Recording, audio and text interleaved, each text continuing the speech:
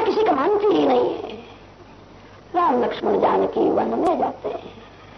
चित्रकूट में भगवान विराजमान है। दशरथ महाराज ने शरीर का त्याग किया है। भरत जी आए हैं, श्राद्धादि विधि हुआ है। राम प्रेम की मूर्ति ही भरत है। सीताराम सीताराम सीताराम बोलते हुए भरत जी जाते हैं। भरत जी का जो दर्शन करता है उसका हृदय पिघलता है। भरत राम प्रेम की मूर्ति है। भरत जी का दर्शन करते पशु पक्षियों को समाधि लगी है। चित्रकूट के पत्थर पिघलने लगे। ज्ञानी पुरुषों के पास भगवान 16 वैराग मांगते हैं और भक्तों के पास भगवान 16 प्रेम मांगते। 16 वैराग होवे तो ज्ञान में सिद्धि मिलती है और 16 प्रेम होवे तो भक्ति में सिद्धि मिलती है। कितना लोग ऐसे समझते हैं ज्ञान मार्ग कठिन है, भक्ति मार्ग सरल है। ऐसा नहीं है। ज्ञान मार्ग जैसा कठिन है, भक्ति करना भी बड़ा कठिन है। भगवान भक्तों के पास 16 प्रेम मांगते हैं। भरत जी प्रेम की मूर्ति है। राम भरत जी का मधुर मिलन हुआ है। भरत जी को समझाया है, चरण पादुका दी है। भक्ति में कैसी शक्ति है। भक्ति जड़ को चेतन बना देती है। भरत जी को राम चरण पादुका में राम दर्शन होता है। ये पादुका नहीं, मेरे राम है। प्रेम में कैसी शक्ति है। प्रेम जड़ को चेतन बना देता है। मैं अकेला नहीं हूं, मेरे राम साथ में है।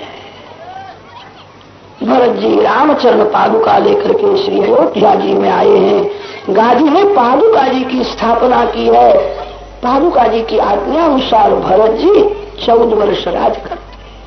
कोई भी काम करते हैं तो पादुका जी की आज्ञा मांगते हैं।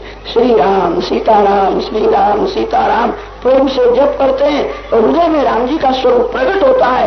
राम जी को पूछते मैं क्या करूं। कोई भी काम करो भगवान को पूछ करके करो। भक्ति का अर्थ होता है भगवान के अधीन लेना ही भक्ति है। भक्त भगवान को पूछे बिना कोई भी काम नहीं करते। भरत जी रामचरण पादुका की आज्ञा से 14 वर्ष राज करते हैं। भरत जी का प्रेम कौन वर्णन कर सकता है। भरत जी का नियम था सायंकाल में रामचरण पादुका का फूल से श्रृंगार करते थे। पादुका जी में आंख स्थिर करते हैं। सीताराम सीताराम सीताराम सीताराम प्रेम से जप करते हैं। कभी कभी भरत जी राम वियोग में रोने लगते हैं। कहीं कहीं तुमने क्या किया, मेरे राम को वनवास दिया। राम दिखते नहीं है। राम वियोग में भरत रोते हैं। तो पादुका जी में से राम बाहर आते हैं। भरत जी को समझाते भरत मैं वन में गया नहीं, मैं तो घर में ही हूं। जो भगवान के लिए एकांत में रोता है उसको भगवान दर्शन देते हैं। भगवान के लिए रोना चाहिए। मानो पैसे के लिए रोता है, कोई स्त्री के लिए रोता है, कोई पुत्र के लिए रोता है। कितने लोग तो ऐसे अज्ञानी होते हैं, थोड़ा अपमान हो जाए तो रोते हैं। मेरा अपमान किया उसने, अपमान किया तो तेरा बाल बाका हुआ, तेरा क्या कहूंगा। थोड़ा अपमान हो तो मानो हृदय को जलाता है, मानो रोता है, मानो कभी भगवान के लिए रोता है। भरत जी एकांत में सीताराम सीताराम सीताराम सीताराम प्रेम से जप करते हुए राम वियोग में जब प्राण व्याकुल होते हैं, रोने लगते हैं, तो पादुका जी में से श्री सीताराम जी बाहर आते हैं। भरत को समझाते हैं भरत मैं वन में गया नहीं हूं, मैं तो घर में हूं। भरत जी को ऐसा लगता है मेरे राम घर में ही है। बहिरंग में वियोग है, अंतरंग में संयोग है।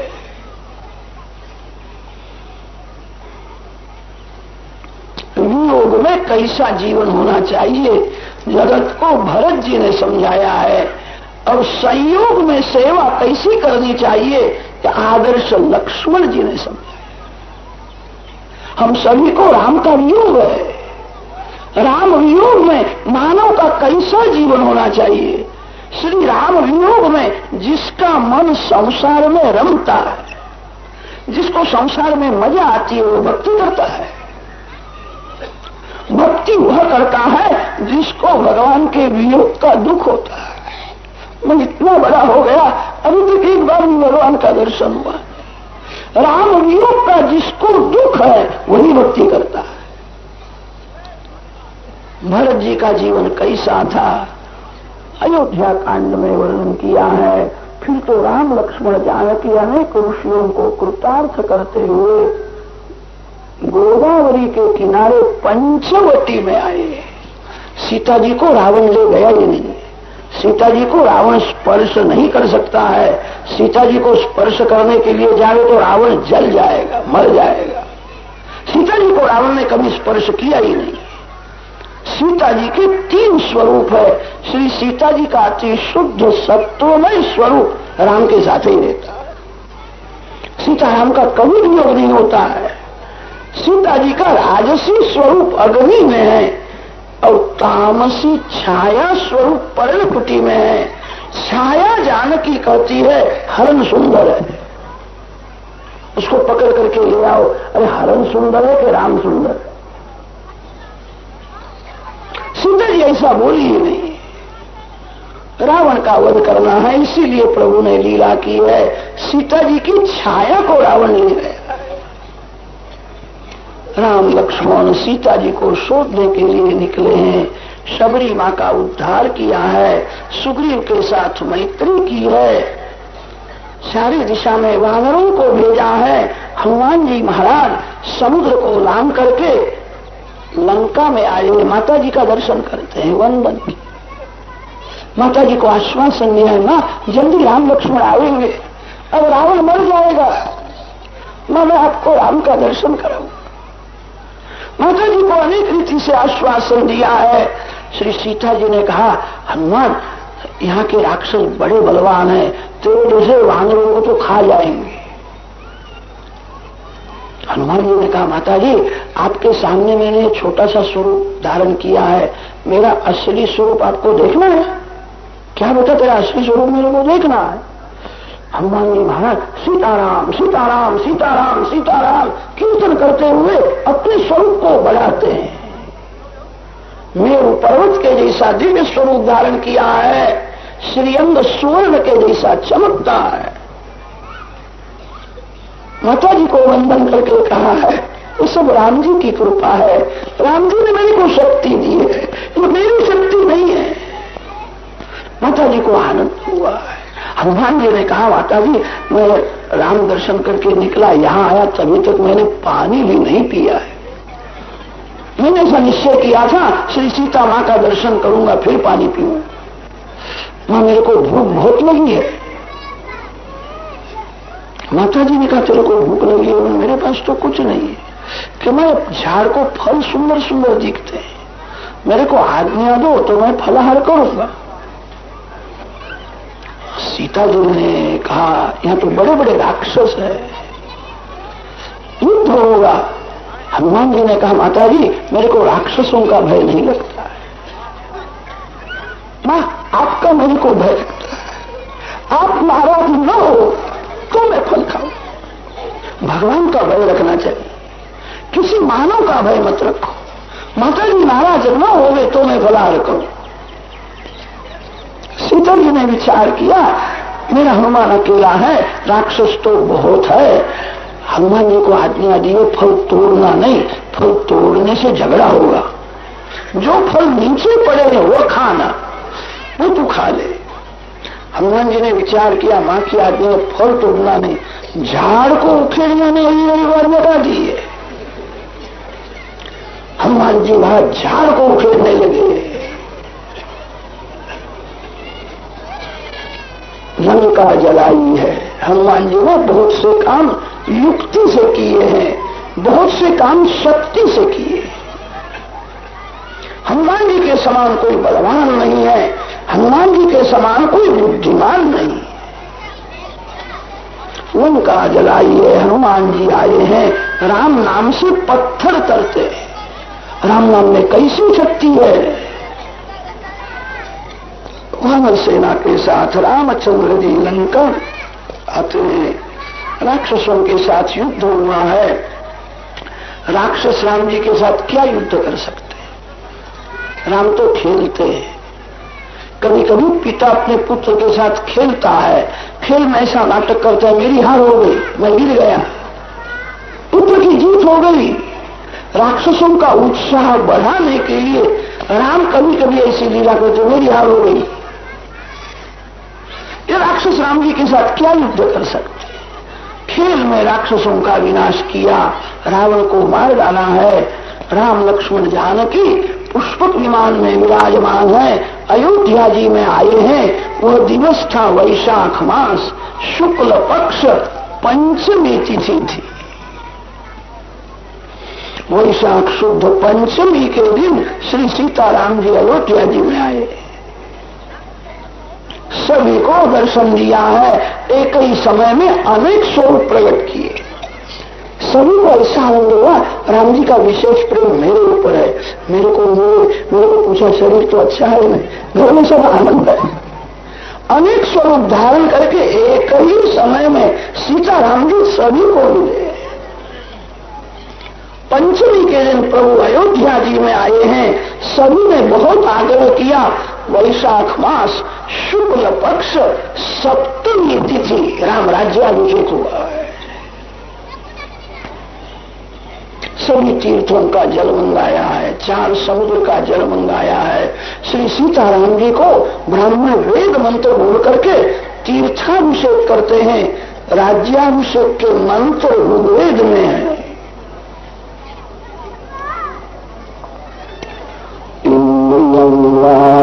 तदस्मिन् लोके यद्दधियद्दध्नाभिषिञ्चति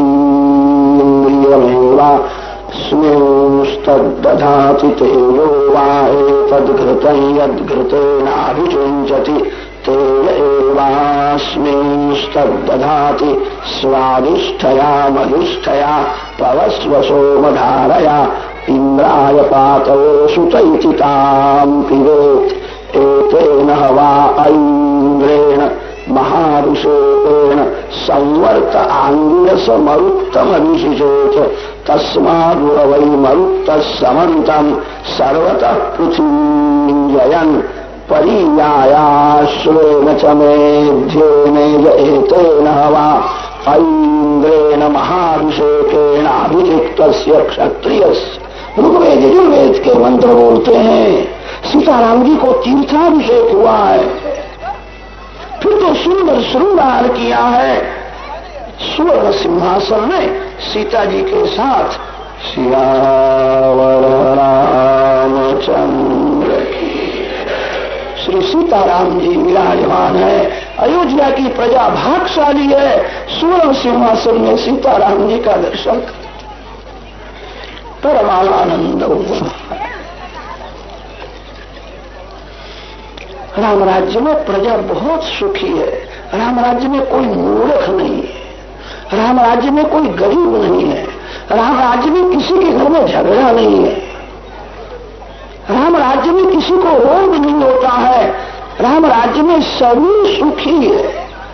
शौनक मुनि ने प्रश्न किया है, राम राज्य में कोई दुखी नहीं है?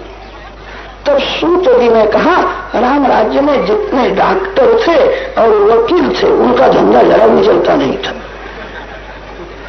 किसी के घर में झगड़ा ही नहीं है, सभी सत्यवादी है, किसी को रोग होता नहीं है। नाधयो व्याधय क्लेशा दैवभूतात्म है। कहा राम राज्य में सभी अति सुखी है। रामचंद्र जी के यहाँ और कुश का जन्म हुआ है, कुश का वंश बढ़ा है। कुशस्य चातिथिस्तस्मान् निषदस्तत्सुतो नभः। इस वंश में सुदर्शन राजा हुआ है, इस वंश में हिरण्यनाभ राजा हुआ, इस वंश में मरु नाम का राजा हुआ है। सूर्य वंश में अंतिम राजा सुमित्र हुआ है। सुमित्र राजा तक ही यह वंश रहेगा, फिर इस वंश का विनाश होगा। इक्ष्वाकूणाम अयम वंशः सुमित्रांतो भविष्यति। सुमित राजा तक ही सूर्य वंश की कथा की है, सूर्य वंश प्रकरण परिपूर्ण किया है। अब चंद्र वंश का आरंभ करते हैं। चंद्र वंश में भगवान श्री कृष्ण प्रकट होने वाले। आदि नारायण परमात्मा के नाभि में से कमल उत्पन्न हुआ है। कमल में ब्रह्मा जी प्रकट हुए। ब्रह्मा जी के पुत्र अत्रि ऋषि हुए हैं। अत्रि ऋषि के पुत्र चंद्र हुए हैं। चंद्र का पुत्र बुध हुआ है। बुध का पुत्र पुरुरवा हुआ। पुरुरवा राजा के वंश में आयु, श्रुतायु, सत्यायु, विजय, जय ऐसे अनेक राजा हुए हैं। विजय के वंश में जन्मू राजा हुआ है। इस वंश में गाधी राजा हुआ है। गाधी राजा की कन्या सत्यवती का लग्न रुचि ऋषि के साथ हुआ था। उनके यहाँ जो पुत्र हुआ उसका नाम जमदग्नि है। जमदग्नि के यहाँ परशुराम भगवान प्रकट हुए। परशुराम जी की कथा संक्षेप में वर्णन की है।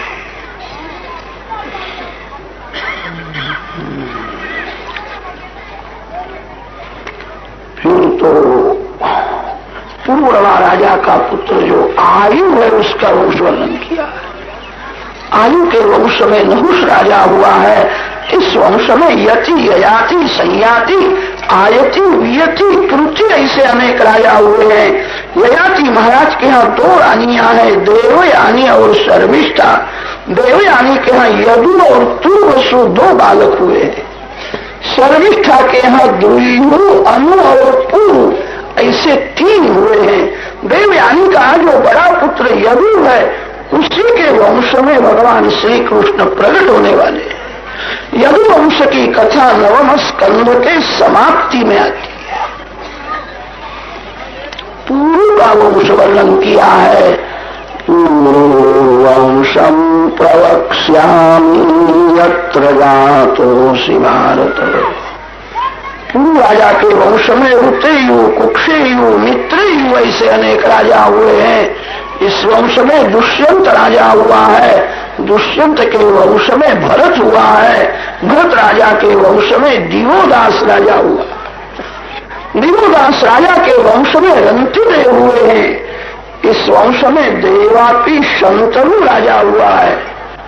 शंतनु महाराज का लग्न गंगा जी के साथ हुआ था।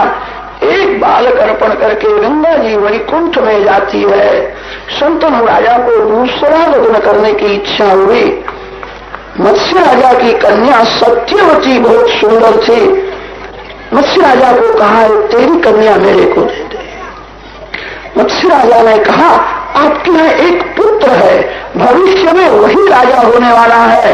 आप ऐसी प्रतिज्ञा करो घर में जो पुत्र है उसको राज का पैसा भी मैं नहीं दूंगा, तो मेरी कन्या आपको मैं दूंगा। घर में जो पुत्र देवव्रत था बहुत सुशील, बहुत लायक था, उसको एक पैसा भी न देना अन्याय होता। लग्न अटक गया है। देवव्रत समझ में मेरे लिए मेरे पिताजी दुखी होते हैं। देवव्रत मत्स्य राजा के यहाँ गए हैं। मत्स्य राजा को समझाया है आपकी कन्या मेरी विमाता होवे, मैं राज्य का एक पैसा भी नहीं लूंगा। तो मत्स्य राजा ने कहा है आप राज का पैसा न लो, कि आज आपके पुत्र राज के लिए झगड़ा करे। तो देवव्रत ने विचार किया है, हाथ ऊंचा करके बोले हैं आज से मैं बराबर संयम रखूंगा, पुत्र नहीं होगा। पिता के लिए संसार सुख का त्याग किया और पिता के लिए राज संपत्ति का त्याग किया। विधाता ने दो वस्तु में ऐसी माया रखी है, सभी का मन फंसा हुआ ही रहता है। जीव अनेक बार काम सुख भोगता है, मन से घृणा नहीं होती है। लाख मिले कि 10 लाख मिले, पैसा का मोह छूटता नहीं है। जो मन से काम त्याग करता है, मन से जो द्रव्य त्याग करता है, देव उसका जय जयकार करते हैं। पिता के लिए काम सुख का त्याग किया, राज संपत्ति का त्याग किया। देवों ने पुष्पवृष्टि की, कैसी भयंकर प्रतिज्ञा करता है, आज से इसका नाम भीष्म होगा। दूसरा लग्न करने के बाद शंतनु राजा के यहाँ 2 पुत्र हुए हैं, चित्रांगद और विचित्रवीर। इसी वंश में धृतराष्ट्र, विदुर और पांडु हुए। पांडु के यहाँ 5 पांडव हुए हैं। 5 पांडवों में अर्जुन श्रेष्ठ है। अर्जुन का पुत्र अभिमन्यु हुआ है और अभिमन्यु का पुत्र राजा तू हुआ है। परीक्षित राजा तक वंश की कथा सुनाई। परीक्षित राजा ने प्रश्न किया है, हमारा वंश आगे कितना बढ़ेगा, भविष्य की कथा करो। सुखदेव जी महाराज ने कथा की वो भविष्य काल की है, हमारे लिए वो कथा भूतकाल की हुई। सुखदेव जी महाराज वर्णन करते हैं, तेरा पुत्र जन्मेजय सर्पों के साथ वेर करने वाला है। मेरे पिता को सर्प दंश हुआ, मैं सभी सर्पों का विनाश करूंगा। मैं ऐसा यत्न करूंगा सर्प वंश का विनाश हो गए, जगत में कोई सर्प न रहे।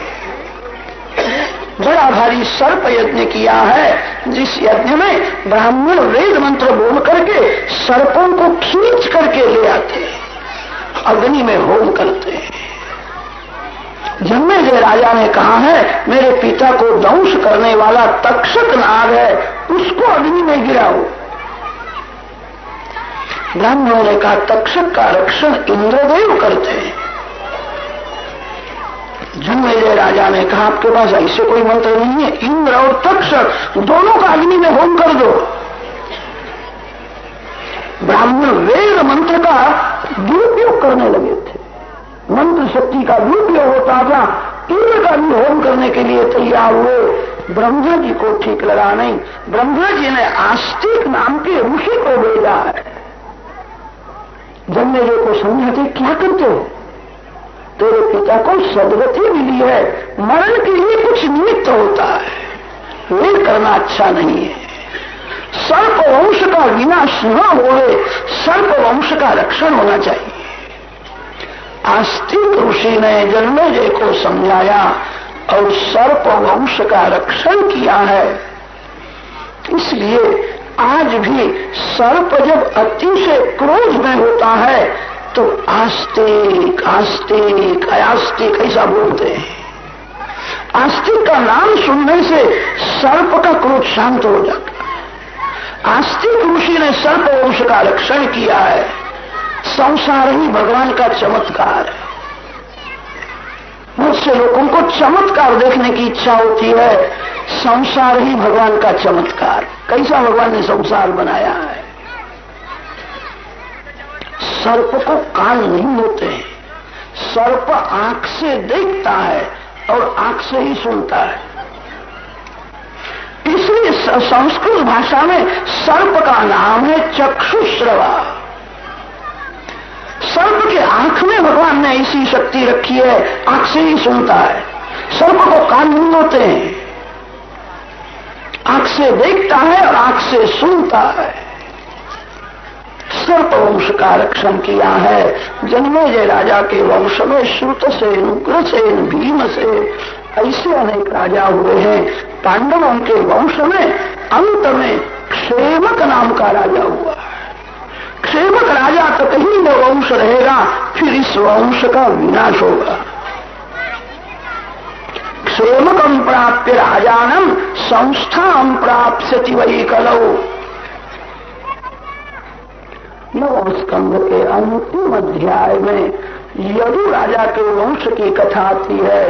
यदु वंश में भगवान श्री कृष्ण प्रकट होने वाले हैं। यदु राजा के वंश में सहस्रजित, क्रोष्टा, नल, रिपु ऐसे अनेक राजा हुए हैं। इस वंश में शतजित राजा हुआ है। इस वंश में हरिहर राजा हुआ। इस वंश में कृतवीर्य हुआ। कृतवीर्य का पुत्र कार्तवीर्य हुआ है। कार्तवीर्य अर्जुन के ऊपर गुरु दत्तात्रेय भगवान की अतिशय कृपा थी। गुरु दत्तात्रेय स्वामी की कृपा से सभी योग विद्या और सभी सिद्धि कार्तवीर्य अर्जुन राजा को प्राप्त हुई थी। इस वंश में ज्यामग राजा हुआ है। ज्यामग राजा के वंश में देवा, वृद्ध, वृष्णि, अंधक, मधु, भोज, महाभोज, ऐसे अनेक राजा हुए हैं। अंधक के वंश में उग्र से देवक राजा हुआ। देवक राजा के यहाँ 7 कन्याएं हुई है, सहदेवा, उपदेवा, देवरक्षिता, देवकी। उग्र से इनके यहाँ 9 पुत्र हुए हैं। कंस बड़ा है। एक एक का वंश वर्णन किया है। कितने लोगों को इस वंश की कथा में थोड़ा आलस आता है। वक्ता व्यास महर्षि की आज्ञा के अनुसार कथा करते। कथा मनोरंजन का साधन नहीं है, किसी को खुश करने के लिए कथा नहीं है।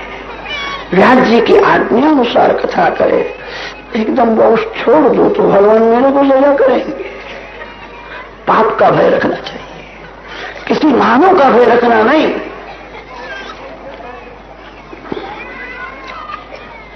सुखदेव जी महाराज परीक्षित राजा को सावधान। देवक राजा के यहाँ 7 कन्याएं हुई, सहदेवा, उपदेवा, देवरक्षिता, देवकी। 7 कन्याओं का लग्न वसुदेव जी के साथ हुआ था। एक एक का वंश वर्णन किया है।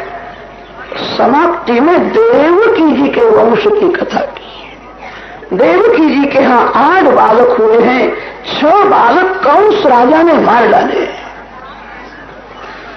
7वें बलराम है और 8वें मेरे इष्टदेव भगवान श्री कृष्ण है।